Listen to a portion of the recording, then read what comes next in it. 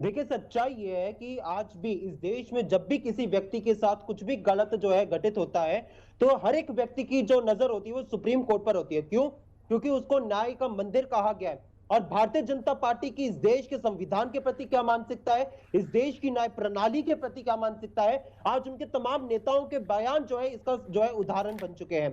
सच्चाई ये है कि जब आपको पक्ष जो है सुप्रीम कोर्ट का, न्याय का पक्ष जो है आपके पक्ष में आ जाए, तो आपको सुप्रीम कोर्ट बड़ा अच्छा लगता है। यहाँ पे अयोध्या के राम मंदिर के जजमेंट की बात कर ले, यहाँ पे निशिकांत दुबे जी की पत्नी को लेके भी सुप्रीम कोर्ट ने जब अपना जजमेंट दिया था तो उनको बड़ा सुप्रीम कोर्ट की सराहना कर रहे थे। लेकिन आज जब सुप्रीम कोर्ट ने इस देश के मूल अधिकारों के लिए, इस देश के संविधान के लिए जब अंतरिम निर्णय दिया है, तो उनको बड़ा सुप्रीम कोर्ट पर जो है खटकने लगा है। और ये सबसे बड़ा सवाल भारतीय जनता पार्टी से पूछना चाहिए कि क्या एक मूल क्लैरिफिकेशन आपने अधिकार एक का ट्वीट जरा कर आप दिया कि बताइए, हम इस कौन सा बयान मूल से वाकिफ अधिकार नहीं है, भारत के ये हमारी नागरिकों पार्टी का का बाधित अधिकृत हुआ बयान है या नहीं है, नहीं, क्या बता ये दीजिए जल्द काफी है? से। या फिर आप कब उस पर जो है स्टैंड लेंगे, कब आप एक ठोस कदम उठाएंगे? क्योंकि ये पहली बार नहीं है जब आपने ऐसे आपके नेताओं के बयान आए हैं। चाहे वो बात हो कंगना रनौत की, उन्होंने किस प्रकार से इस देश की आंतरिक सुरक्षा को लेकर कुछ बयान भी दिया था कि विषय पर किसान बोलिए, आंदोलन विषय में से जो है बाहर अमेरिका जाकर का बात हाथ मत था। करिए। उसके बाद भी आपने सिर्फ एक ट्वीट कर दिया विषय पर बात कि ये करिए, हमारी विषय पार्टी का पर। बयान नहीं है, और ये कह के आपने अपना पल्ला झाड़ लिया। जब प्रज्ञा ठाकुर ने बयान दिए और गांधी जी पर उन्होंने इतने गंदी गंदी बातें कही, तब आपने अपना पल्ला झाड़ लिया। क्या ये आपका सिर्फ इतना आपका काम है कि आपने बस एक ट्वीट करके अपना पल्ला झाड़ लिया? आपके अंदर एक ठोस कदम उठाने की क्षमता होनी चाहिए।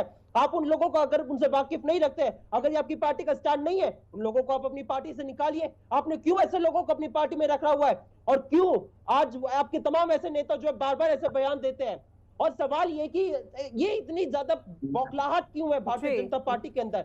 सच्चाई है कि सुप्रीम कोर्ट ने कैसा जजमेंट दिया है जिसको भारतीय जनता पार्टी की सरकार ने अपने बहुमत के दम पे पारित करा लिया। और वो जजमेंट है क्या?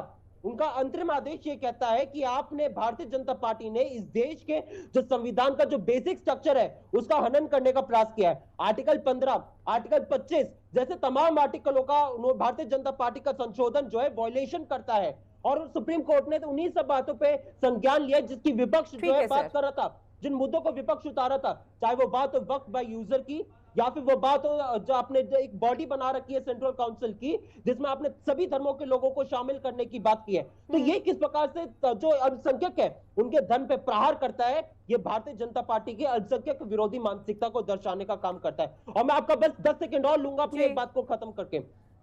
भारतीय जनता पार्टी ने इस देश के अल्पसंख्यकों पे किस प्रकार से प्रहार करने का काम कर रही है, मैं आपको उदाहरण देता हूं। कल ही भारतीय जनता पार्टी ने मुंबई में 90 साल पुराना जैन समुदाय के मंदिर को बुलडोजर से गिराया। ये उनकी जैन विरोधी मानसिकता को दिखाता है।